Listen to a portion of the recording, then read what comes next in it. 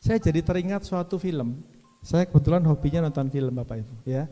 Ada suatu film yang judulnya Saving Private Ryan. Ya, saya ceritain sedikit. Jadi nanti di Netflix kalau boleh dilihat Bapak Ibu ya.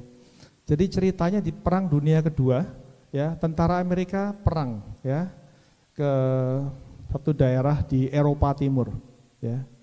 Singkat cerita ada satu peleton yang dipimpin oleh seorang sersan. Kebetulan diperankan oleh Tom Hanks waktu itu ya. Nah ceritanya Tom Hanks ini memimpin pasukannya, peleton kecil gitu, 12 orang atau 15 orang. Singkat cerita dia mendapat tugas dari jenderal dari Asia Pasifik gitu, Amerika di Asia Pasifik, yang menerima telegram bahwa ternyata ada seorang namanya Ryan ya, itu perlu diselamatkan, perlu ditarik di korban perang. Ternyata Ryan ini 4 orang bersaudara laki-laki semua dan semuanya berperang. Dan ternyata dalam 3 hari beruntun, Ryan pertama, Ryan kedua, Ryan ketiga meninggal semua, mati di medan peperangan. Setelah dapat berita ini, jenderal ini ngerasa, wah berarti keluarganya Ryan ini, orang tua laki-laki sudah meninggal, tinggal ibunya aja. Berarti tinggal Ryan terakhir ini, kalau Ryan ini ditinggalkan berperang lagi, bisa meninggal. Jadi akhirnya jenderal bilang, oke, diperintahkan cari si Ryan yang terakhir ini untuk dibawa keluar dari peperangan kembali ke Amerika untuk berkumpul beserta dengan ibunya.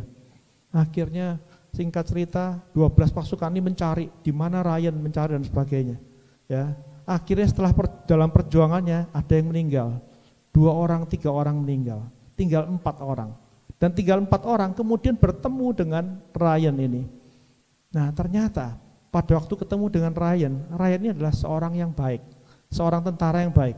Dia ditugaskan menjaga suatu jembatan. Jembatan ini adalah medan peperangan terakhir. Kalau sampai pihak dari Eropa itu bisa masuk ke sini, bisa kalah perangnya.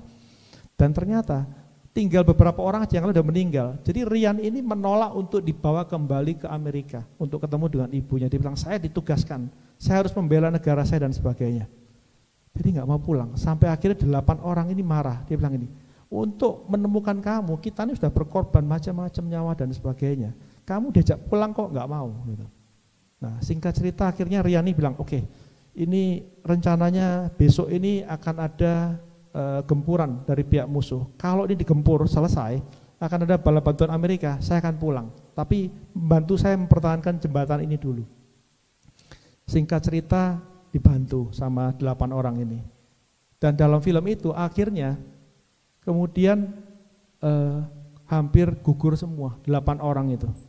Dan Ryan selamat, meskipun peperangan akhirnya dia selamat. Tapi sebelum meninggal, sersannya ini, sebelum meninggal dia bilang gini sama Ryan, kamu harus hidup dengan baik.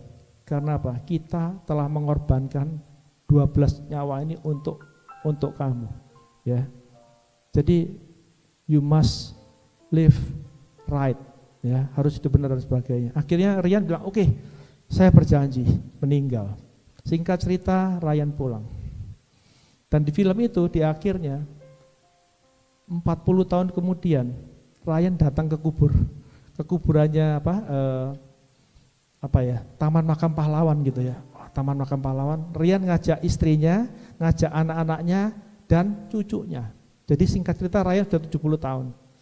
Di situ Ryan berdoa dengan hikmat dan setelah itu dia menangis. Setelah itu dia menangis, dia panggil istrinya dan anak-anaknya.